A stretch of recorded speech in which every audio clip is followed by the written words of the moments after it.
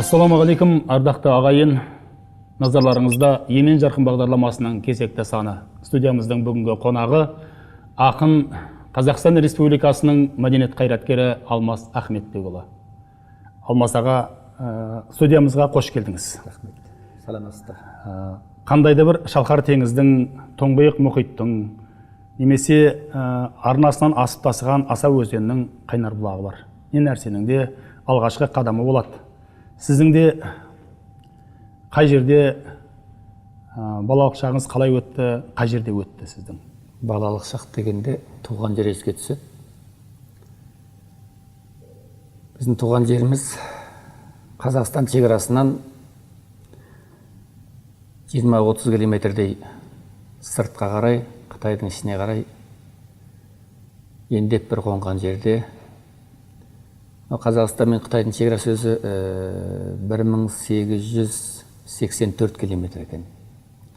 Соны жағалай қонған түгел қазақ ауылдары. Зайыры қазақтың қоныстанған өлкесінен кесіп өткен шекара ғой. Мәселен, Шәушек деген шаһардың өзі шекараның сызығынан 8 километр ары тұр. Тура кеменің ернеуіне келіп тұрған, ілініп тұрған кісі сияқты. Мен туған жерімде біздің шығыстағы Зайсан деген үлкен аудан бар, қалашық бар. Қонаев Ділмұхамед Ахметұлы айтқан екен, Зайсанды көргенде мынау Алматының мәкет екен ғой деп, себебі Сауыр Сайханның теріскей бетінде тұр, батыс бетінде.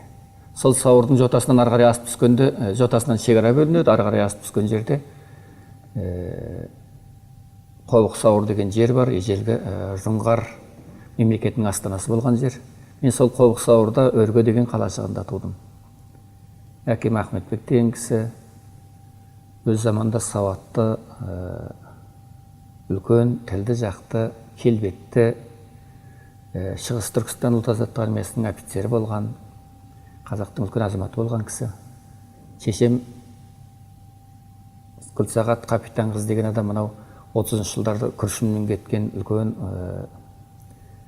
малды жанды әулеттің қызы.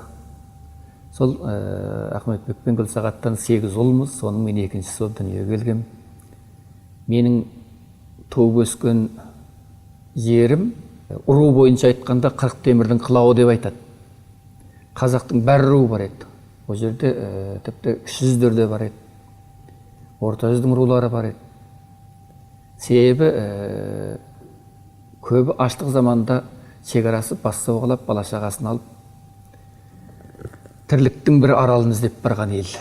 Біздің ауылымыз сондай бір таудан, баудан құралған ауыл болатын. Неше түрлі әңгіме, неше түрлі халықтық әндер, аңыздар, әпсаналар, ерлік туралы әңгімелер, әрбір кісінің жеке өмірі туралы әңгімелер аңыз болып бара жататын ауылда өстім. Қазақтың тілі бұзылмаған, қазақтың салты бұзылмаған, рухы биік ауылда өстім. Бір әңгімеңізді айтыпсыз, әкем 5 сыныптық білім алып еді, зиялы еді дейсіз. Жалпы әкеңіздің ұстаздары кім еді? Алаш көсемдері негізінен Қазақстанның шығысына топталды, Семейде, Аягөзде, Жетісудың оңтүстік бөлігінде, солтүстік бөлігінде. Аштық кезінде, оның алдындағы жаңағы жаппай репрессия кезінде осы кісілердің бәрі Шәушекке, Алтайдың Сарсүмбесіне, Құлжаға, Үрімшіге топтасты. Топтасып қана қойған жоқ, бір еңбекшіл адамдар ғой енді ол кісілер, жанын, тәнін, рухын халыққа берген кісілер ғой. Барып, о жерде бала оқытып, медициналық пункттер ашып, мектептер ашып, бүкіл ауылды сауаттандырумен айналысты. Мәселен, әкем күнделігінде жазады, біздің ауылда дүрсілдеп мектеп ашыла бастап еді деп. Бұл 30 жылдардың ортасы. Ал сол ауылда дүрсілдетіп мектеп ашуды қолға алған қазақ-қырғыз ұйымшасын құрған кісі, Уфадан оқыған Мағжан Жұмабаевтың курстасы Мырзасадық Құрбанғажы деген кісі. Ол сол Мырзасадық осы жақтан ауып барған бүкіл сауатты адамдарды түгел жинастырып, топтастырып, әр ауылда балаларды мектепке бергізіп, жаңаша оқытып, мектеп ұйымдастырған, бір біздің ауданның өзінде 10 шақты мектеп ашқан. Біздің әкелеріміз сол алаш көсемдердің ашқан мектептерінен оқыды. Енді мына балалығы Алтайдың ар жағында өткен, қалған ғұмырын тәуелсіз Қазақстанда кешіп жатқан ақын Алмас Ахметбекұлының жан дүниесіне біз де өзімізше, қалқадерімізше үңіліп көрсек деп едік. Жалпы сіздің поэзия әлеміне қай кезден бастап қадам бастыңыз? Қай кезден өлең жаза бастадыңыз? Ес білгеннен деп айтуға болады. Бізде жаңа айттым ғой, әр елден бар еді деп. Құрмаш деген кісі болатын, Қу Құрмаш дейді. Белдеубайдың Қыдырбек дейтін ұлы болатын, үлкен кісілер. Сол сияқты әнші, күйші, өнерпаз адамдар ауылда көп еді. Бәрі әйтеуір Қазақстанға деген сағынышы болады. Бұрынғы шашылып кеткен өзінің тұтас отырған, үйіп отырған ұлысына, руына деген сағынышы болады. Соның бәрін әйтеуір той-томалақта бас қосқан жерде әрбіреу домбыра алып айтып қап жататын еді. Қызығы болатын. Содан кейін мына Шәкәрімнің, Міржақыптың алғашқы қазақ өлетінде шыққан, бұрынғы Айқапта шыққан, алғашқы қазақтың басылымдарында шыққан өлеңдерменен қиссаларды, дастандарды жаттап, соны таңнан-таңға айтатын еді. Біз соған қатты қызығатынбыз. Енді ойлайтынбыз, әлемдегі ең үлкен өнер осы тіл болу керек, ең керемет адамдар ақындар болу керек деп бала күнімізде. Есімде 2-ші класста болу керек. Мауаны мақтап өлең жазып келіңдер деп бізге тапсырма берді. Қалай жазсаң да жаза алмайсың енді. Баласың, жаңағы өлеңнің ұйқастары керек, буындары керек. Кейбірім әкем Мауаны мақтап 2 шумақ өлең жазып берді. Өлең жазып берді. Мынаны өзің жаздың, сен басын сен бастадың ғой деп жаңағы. Сөйтіп әкем өзі сүрінде қуғында жүр, жаңағы үйғамақ дейді, сонда отырған адам. Өзім жаздым деп айтты деді, бардым. Бәрі керемет екен, өзі жазған екен деп жатты. Біреулер сенбей жатты. Бірақ содан кейін жауапкершілік келді. Жазу керек болды ары қарай. Өзім жаздым деген дәлелдеу керек болды. Өлең ұйқастырып, жанталасып жүріп, сол бастауыш мектептің өзінде кәдімгідей өлең техникасын игерген кісіге айналып кеттім. Өлеңге деген қызығушылық, жазу сызуға деген бейімділіктің өзі сіздің мысалы қаныңыздан, әкеңізден берілген бір қабілет деуге болады ғой сонда? Әкеміз өте мықты прозик екен сол кезде. Мықты әдебиетші екен. Ол кісінің қолжазбаларын кейін қарап тұрсам, қара сөздің шебері дейсіз ғой? Қара сөздің шебері, керемет шешен, керемет тіл шебері болған кісі екен. Әзіл өлеңдері де бар екен. Өзінің үш аймақ ұлт-азаттық армиясы деп айтады. Бұрынғы Шығыс Түркістан ұлт-азаттық армиясының офицері кезіндегі жорық естеліктерін жазғанда енді майын тамызып тұрып баяндап суреттейді. Өзіңізді нағыз ақын ретінде қай кезден бастап сезіндіңіз? Мысалы, алғашқы салмақты өлеңіңізді айта аласыз ба қазір? Енді студент кезімізде біз ақын екенбіз деп ойладық өзімізді. Мықты ақын болдық деп. Сол жақта оқыдыңыз ба? Иә, Іле педагогикалық институтының әдебиет факультетінде оқыдық. Соның алғашқы қабылданған түлектері едік. Сол студенттік шақтың соңғы кезеңінде өлеңдерім журналдарда, газеттерде, мерзімді басылымдарда шыға бастады. Сосын Солтан Мәжит дейтін бір үлкен ақсақал кісі қайтыс болды. Соған арнап өлең жаздым, туған жер жоқтау деген. Менімен жерлеседі ол кісі. Сол туған жердің бүкіл таутасын, соғысын жоқтап, жаңағы еңіреп отырған қып, кейіптеп жаздым, әдемі шықты. Мені жұрттың бәрі сонан кейін мынау ақын екен деп таныдау деймін. Келесі сұрағымыз мынандай. Сіздің шығармаларыңыздың тақырыбы сан алуан. Дегенмен жалпы олардың қай-қайсысын алсақ та, онда туған жерге деген іңкәрлік, отанға, елге деген махаббат, сүйіспеншілік сарыны басым. Енді әсіресе бір өлеңіңізде мынау Сауыр тауына деген сағынышыңызды ақ қағазға төгіпсіз. Жалпы сіздің мынау бүкіл шығармашылығыңызда осы елге деген, жерге деген сүйіспеншілік бүкіл шығармашылығыңыздың алтын қазығы деуге бола ма жалпы? Болады. Сауыр таудың ұзындығы бір 100 шақырымнан астам, 150 шақырымдай екен. Ені бір 40-50 шақырымдай. Әншейін бір шын мәнінде аттың сауыры секілді қалыптасқан тау. Күнгей беті тік, теріскей беті жадағай. Құтты аттың сауырының арқасына қараған бөлігі сияқты болып тұрады. Мәселен, атақты жалайыр шора қартайып құсының бәрін жіберіп қойғаннан кейін елге құсыңыз қайда деп сұрағанда айтқан екен дейді. Ақ иық Алтайға кетті, мұзбалақ Тянь-Шаньға кетті, сабалақ сары Сауырға кетті деп. Енді бұл қазақтың аңыз әфсанасындағы жағрапиялық орны, атауы бар тау. Мынау енді өткен ғасырдың 80-ші жылдарының аяғы Қазақстанда қазақтардың саны азайған, ал қазақша білетін, қазақша сөйлей білетін адамдардың саны одан да аз болған кез еді. Қазақстан өзінің тәуелсіздігін дәл осындай қиын қыстау кезде жариялады. Сол кезде президентіміз әлемнің әр қиырында тарыдай шашылып кеткен барша қазақты елге шақырды. Сол бір айрықша бір тарихи сәттерді шетелдегі қандастарымыз қалай қабылдады? Енді ол кісінің сол тәуелсіздік күні мәлімдеме жариялауы, тәуелсіздікке екінші күні ғой деймін, ол кісінің тәуелсіздікті алғанның екінші күні. Бүкіл шетелдегі қазақтарды отандарыңа барыңдар деп мәлімдеме жариялады.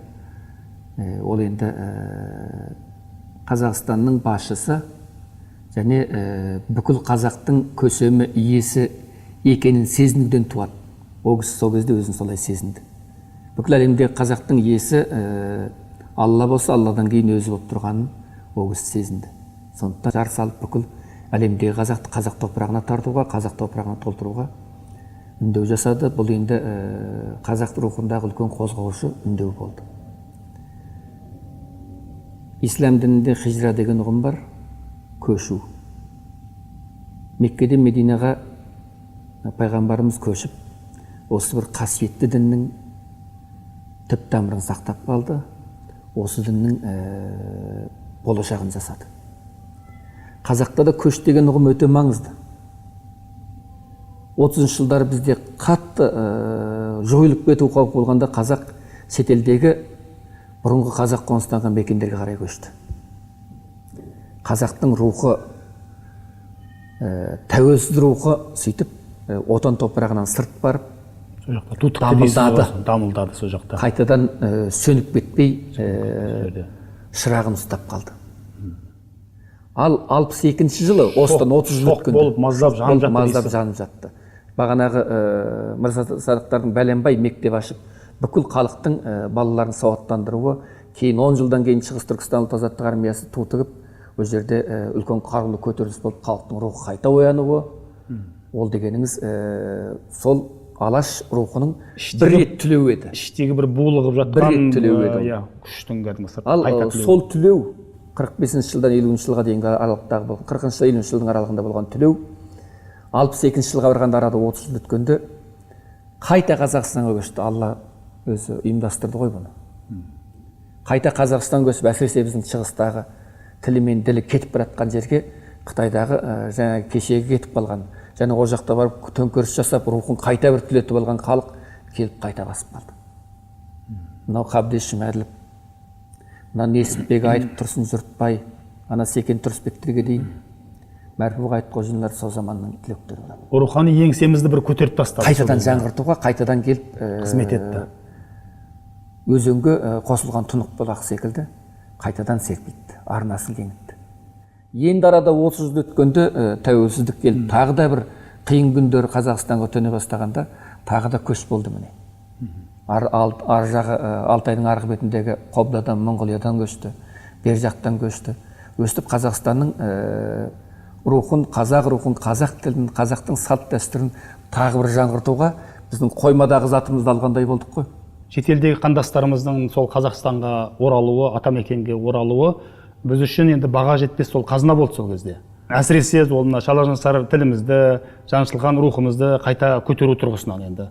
Жалпы сол қандастарымыздың бойында, еліміздің кәдесіне жарайтын бұдан да басқа қандай байлықтары болды бойында? Бұл шетелдегі қазақтардың оралуы, адамдардың оралуы, малшылардың, егіншілердің, техниктердің, басқа мамандардың оралуы ғана емес, бұл тәуелсіз рухтың оралуы болды. Шетелдегі қазақтардың бойында бізді 70 жыл желкелеген империяның қолының табы қалған жоқ оларда, жоқ еді. Олардың рухына бұлардың салған лай батпағы жоқ еді. Ал біздің отанымыздағы қазақтар сол отаршылармен бірге өмір сүріп, солардың ішкенін ішіп, жегенін жеп, сөйлеген, тіпті солардың тілінде сөйлеп жүріп, қара көзін сақтап, қара топырағын сақтап қалды ғой. Енді осы қара көз бен қара топыраққа келіп рух құйылды. Керемет өзің сияқты журналистер қызмет етіп жатыр. Журналист деген не? Халықтың ішкі рухани дүниесін қалыптастырушы, халықтың пікірін қалыптастырушы, халықтың бүкіл ауқымды топтастырушысы журналистер. Қаншама Моңғолиядан, Қытайдан келген қазақтардың ішінде журналистер қызмет етіп жатыр бізде, ақпарат саласында. Қаншама өнерпаздар қызмет етіп жатыр, қаншама мамандар қызмет етіп жатыр. Тіпті мынау Қарабұлақ деген ауыл, Ескелді деген аудан бар, мына Талдықорғанның. Иә, Ескелді ауданында. Арқасы тауына тірелген жерінде, Қарабұлақ деген орталығы бар. Сол жерге бір құдам келіп, осыдан бір 10 жыл бұрын құдам айтты, мен жайлауға шығуым керек деп. Ал жайлауға шықтым деп жайлауына барсақ, жол бүлінген, ана Арқастаудың кезеңіндегі, Қытаймен шекараға кететін кезеңдегі бірінші кезеңде ғана отыр екен. Ар жағы тусап кеткен бітін. 7 жыл жайлауға мал шықпаған. Жаңағы Мұратхан деген малшы туысымыз, құдам сол жерде отыр екен. Енді бір 4-5 жылдан кейін барсам, мал 7 кезеңде асып кетті. Малды бағып отырғандардың барлығы сол Қытайдан келген дәстүрлі мал бағуды сақтап қалған. Мынау Совет одағындағы жаңағы топтастырып бағу емес, сақтап қалған халық қайтадан Арқасы тауының үстін малға толтырып, шекараға тіреліп қалды. Журналистік сапармен солтүстік Қазақстан облысының Тимирязев ауданында болдық. Сол кезде мынау сырттан келген қандастарымыз сол жерге біраз шоғырланған екен. Сол жердегі мысалы қазақ тілінің мысалы ол жерде тіл мәселесі енді өте өткір тұр, қазақ тілінің мәселесі мысалы. Сол жаңағы сырттан келген қандастарымыздың сол жерге шоғырлануы, бір жерге үйісуі, сол жердегі мынау әкімшіліктің жалпы көзқарасын, тілге деген көзқарасын кәдімгі жібіткен біз өз көзімізбен көрдік сол кезде. Түрі қазақ, тілі қазақ, рухы жаны қазақ кісінің, ол малшы болсын, ол тіпті кәрі кемпір шал болсын, ол бала болсын, ол қарапайым жұмысшы болсын, оның бәрі Қазақстанға керек. Біз үшін бәрі қазына. Біз үшін бәрі әр қазақ Қазақстан үшін маңызды. Біз оның кемшілігімен болмысымен қабылдауымыз керек. Қазақ екендігі үшін қабылдауымыз керек. Болмысымен қабылдауымыз керек. Болмысымен қабылдауымыз керек. Бәрекелді. Алмас аға, енді мынау елбасымыздың бір сөзі есіме түсіп отыр. Қазір президент былай деген болатын 90-шы жылдардың басында. Тәуелсіздіктің алғашқы жылдары бостандықтың бір жұтым ауасының өзіне бас айналатын еді дейді. Енді президенттің осы бір сөзі арқылы ол кісі мынау азаттық алдық екен деп асығыс шешім қабылдаудың арты қандай қателіктерге ұрындыратынын меңзеген еді. Жалпы біздің бүгінге жеткен биігіміздің негізгі себептері қандай? Баяғыда біздің аталарымыз бата береді екен. Жаңағы батасын бере балаң өссін, малды жақты бол, басты бол деп. Ойда орыс, қырдағы таяғын болсын. Қазақ екі ортада бейбіт жүретін заман болсын, жеріміз даусыз болсын, басымыз даусыз, жеріміз жаусыз болсын деп. Сонда ойда орыс, қырдағы таяғын болсын деп біздің қарапайым кісіміз тілейтін. Неге? Мынау ертістің бас жағында, Емілдің, Ленің бас жағында Қытайлар отырды. Есілдің, Нұраның, ертістің аяқ жағында орыстар отырды. Сөйтсе білген екен ғой. Бұл көршілер, үлкен көршілерде тыныштық болса, бізде де тыныштық болады. Анау кішкентай ғана Сирия бүлініп еді, Араб түбегі бүлініп еді, бүкіл Еуропаның басы қатты ғой, Түркияға үлкен әңгіме болып жатыр мәселен. Сол заманның өзінде біз көршілеріміздің амандығын тілеген сабырлы халықпыз. Ойда орыс, қырдағы таяғын болсын деген қандай дипломатия? Сондай біз осы дипломатиямызды көршімізге де қолданамыз. Мынау айналайын тамыр деп қояды қазақ, басқұлттан досын тамыр дейді. Тамыр дейді. Менде бір тамыр Қытай бар еді, анау бір тамыр қалмақ бар еді, тамыр орыс бар еді деп отырады. Ол не? Сол тамырларыменен тату тәтті өмір сүреді. Біздің Қазақстандағы ең үлкен қазақ ұлтының өзінің соншама дипломаттығы, соншама кеңдігі, соншама сабырлығының арқасы. Әрине енді бес саусақ бірдей емес. Өкінішке орай енді мынау отанға берерінен гөрі одан аларын көбірек ойлайтын. Мемлекетке деген сүйіспеншілігінен гөрі оған өкпесі басым азаматтар да арамызда жоқ емес, өкінішке орай. Осындай азаматтарға не дейсіз мысалы? Сыни пікір айтатын азаматтар бар, жоқтан өзге жерден ілік тауып отыратын азаматтар бар. Барлығын тәрк етіп түгел ештемеге разы болмай отыратын азаматтар бар. Бірақ жалпы халық тұрғысынан алғанда біз өте бейбіт, өте шүкіршіл, қанағатшыл халықпыз біз. Тәуелсіздігіміздің тұғырын нығайту үшін, оның жаңағына тәуелсіздігіміздің өміршеңдігін қамтамасыз ету үшін біздің әрбір қазақ, әрбір қазақстандық өзінің үлесін қоса алады ғой сонда. Мен айтамын, махаббаттың ең үлкені еңбек. Отанға деген махаббаттың ең үлкен еңбек.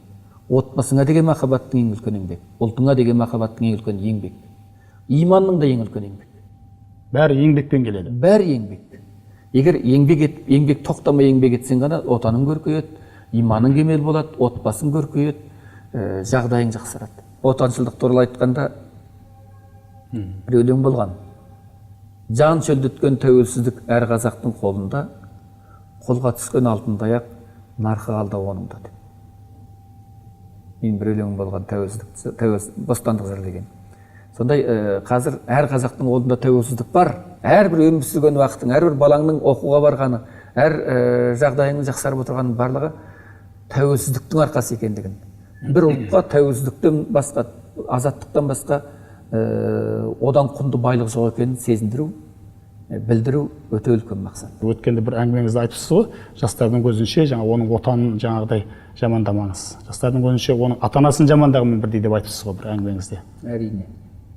Оның отанын жамандау, оның ұлтын жамандау, оның жасап жатқан қоғамын жамандау, ол жасты трагедияға апарады. Оны мүлде кері бағытқа кетеді. Санасын тұйыққа тірейді. Санасын тұйыққа тірейді. Ол енді қайда барарын білмей қалады. Ал оның бәрі неме? Бағанағы нәпсінің, қу нәпсінің мәселесі. Маған анау болмай қалды, Болатбекке болып кетті, маған болмай қалды. Болатбекті біреу қолдап жіберді ғой ана жақта. Дейтін күмән. Нарықтық заманда біз де жүріп жатырмыз. Жоқ, бәсекеге түскен кезде кейде қолымызды көтеріп шығамыз, болды, мен жеңілдім. Бұдан ары қарай мен бара алмаймын. Ана басшыларына, ой, сен түсем деп едің ғой, неге түспедің деп жаңағы ұйымдастырушылар айтады. Біз айтамыз, жоқ, қол көтердім. Анандай бағаға мен істей алмаймын. Істегендер істесін. Сол секілді жеңіле білу керек. Нарықта жеңіле білу керек, жеңе білу керек, ұйымдастыра білу керек. Оның бәрі өзінің жеке шеберлігіне байланысты. Ал оны қоғамнан көру, оны ұйымдастырып отырған үкіметтен көру, бұл енді барып тұрған қиындық. Жалпы елге барып тұратын шығарсыз, арғы бетке барып тұратын. Сол мынау қазір 25 жыл болды. Мысалы, сіздің келгеніңізге де ширек ғасырға жуық болды отанға, атамекенге, атажұртқа аяқ басқаныңызға. Мынау Сауыр тауының етегін жайлаған жақын бауырларыңызға, жалпы Алтайдың ар жағында қалған қалың қазаққа айтарыңыз бар ма жалпы? Оны айтарым бар, айтып жүрмін. Ең үлкен айтатын сөзім, кез келген адамның, менің мәселен, мүддем үшін менің балам Қазақстанға қоныстану, Қазақстанға оралу құқығынан айырылмау керек. Менің енжарлығымнан, немесе менің сол жердегі азғантай мәнсабымды, азғантай игілігімді қимағанынан менің бала-шағаларым Қазақстанға қоныстану құқығынан айырылмау керек. Қазақ дейтін асыл тұқымның, мұны мен көп қайталап жүрмін. Қазақ дейтін асыл тұқымның, осы бір дегдар дәннің тамырын тереңге жіберіп, бойын биікке жіберіп, бәйтерек болып көктейтін топырақ ол Қазақстан топырағы. Мәселен, менің жолдастарым бар, бір досымның 2 баласы бар, өз мәнсапта. Балаларын Қазақстанға жіберейін десе, өзінің мәнсабын әсерге ететін болсын, жібере алмай отыр. Мен айтам, сенің осы мәнсабыңменен анадардың Қазақстанда өмір сүруінің арасында құндылық салыстырмасы қай деңгейде? 1000-1 ғой деймін. Мәнсапты қойсаң, соны бала-шағаңды Қазақстанға апарсаң, сен жан бағатын жігітсің ғой. Қытайда мұндай деңгейге жеткен кісі Қазақстан далада қалмайды ғой. Жоқ, үйреніп қалған ұядан, жыл ұядан кеткісі келмейді. Бір жауын шашында бір ықта отырады ғой кісі. Ары қарай келесі жаққа өтіп кеткісі келмей, үстім су болады деп. Сол ықтап отырған ел. Жылы орны суытқысы келмейді дейсіз ғой. Енді мына әңгімеміздің басында айтқандай, Алмас аға, мынау шығармаларыңызда елге, жерге деген сүйіспеншілік сарыны басым дедік. Бүгінде ел аузынан түспей жүрген сондай туындыларыңыздың бірі көк тудың желбірегені деген өлеңіңіз екені сөзсіз. Енді осы өлең қалай дүниеге келді? өлең Қазақстан тәуелсіздік алғаннан кейін 5 ай дегенде 92 жылдың 22 майында, мамырында біздің академиялық театрда, өз театрында тікелей эфирден Қазақстан рәміздерінің нышандарын қабылдау, бекіту туралы салтанатты жиналыс болды. Елбасымыз осы туды алып келгенде, жаңағы көк туымыз аспан түстес, көк торғын атлас төгіліп, құрмет қарауылының азаматтар алып кеп, сәл тудың сабын қисайтын қарап жая қойғанда, елбасымызды серлеп келіп, осы туды сүйді. Онда отырағап туды сүйген кезде, ол үстінде 50 жастағы кезі ғой. Мынау крупный планға алып жатыр, жаңағы үлкен планға. Кеңсірігі желбіреп оғысын жаңағы қатты толқып тұрған, енді елбасына жылауға болмайды, қатты толқып тұрғаны көрініп тұрды. Біз бір топ жолдастарымыз осыны түрлі түсті көреміз деп, Исмар деген жігіттің үйіне жиналып қарап отырғанбыз. Әр жерде бәріміз қатты толқыдық. Көз жасымыз сау өте түсті де, екі бастан. Ақын мен болған менен, ақын емес жігіттердің бәрі де жаңағы ебіл-себіл жылап отыр. Ары қарай ойлануға мұрша болған жоқ, көзімнен жас бұрқ ете түсті. Қалдыбай деген жігіт, Қалдыбек деген жігіт. Қалдыбеке жаңағы танысқанбыз, ақынсың ба дейді. Оны қайдан білдің деймін, енді ақынбыз иә. Мына туға қарап өте қатты толқып тұрсың дейді. Рахмет дейміз. Кейін осы ұйқаспен, осы немен ойлана жүріп, біраз уақыттан кейін 5-6 шумақ болып жасалды. Одан қайтадан ән текстіне лайықтап, ақшамдап, 4 шумаққа лайықтап топтастырдық. Осыны алдыға келгенде оқып жүрдім, көк тудың желбірегенін деп. Анау екінші шумақ қайырмасын 2 қайталап жүріп, 5 шумаққа оқып жүрдім. Жұрт енді әсерленеді. Кейін Еркін Ергенұл деген жігіт тағы басқа жігіттер ән жазды. Бірақ әннің әуені маған ұнаған жоқ. Сосын осы бірге сыйласып жүрген өте жақсы. Аға деп енді жаны қалмай жүретін Ермұрат бар, алдында бірнеше әндер жазғанбыз. Ермұрат шақырып алып. Ермұрат Зейіпқан дейсіз ғой? Ермұрат Зейіпқан шақырып алып марқұмды. Өзі серік, өзі әнші, өзі актер, өзі прозик, өзі ақын шақырып алдым. Осы мынау жазған әндер ұнамай жатыр маған. 10 нотадан кем емес, мажор, біздің бұрынғы әнұранымыз бенен. Ол бізде ол әнұран бар болатын, Мұқан Төлебаев жазған. Соның идеясы менен әуендес, осындай бір гимнге лайық ән болсын деп тапсырыс бердім. 2 күннен кейін алып келді. Керемет, орнықты, кейбір жерден аздап өзгеріс енгіздік. Менің өтінішім бойынша аналар сияқты емес, Ермұраттың мойны жұмсақ, онда бүйтейік па, сөйтейік па деп дереу қабылдайды. Енді қазақша сөйлейтін кісіден бұл өлеңді білмейтін адам көргем жоқ. Өзі биыл Ермұрат Зейіпқанның тірі болса 50-ге толар еді, шығармалары көп еді. 2 дүниеде жалғызым Қазақстан деген өлеңі бар еді.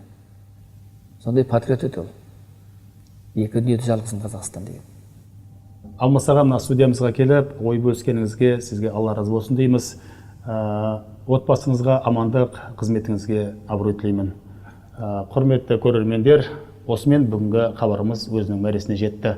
Студиямыздың қадірлі қонағы болған ақын Қазақстан Республикасының мәдениет қайраткері, Шығыс Қазақстан облысы Тарбағатай ауданының құрметті азаматы Алмас Ахметбекұлы. Рахмет. Емен жарқын әңгіменің басында келесі кездескенше ағайын.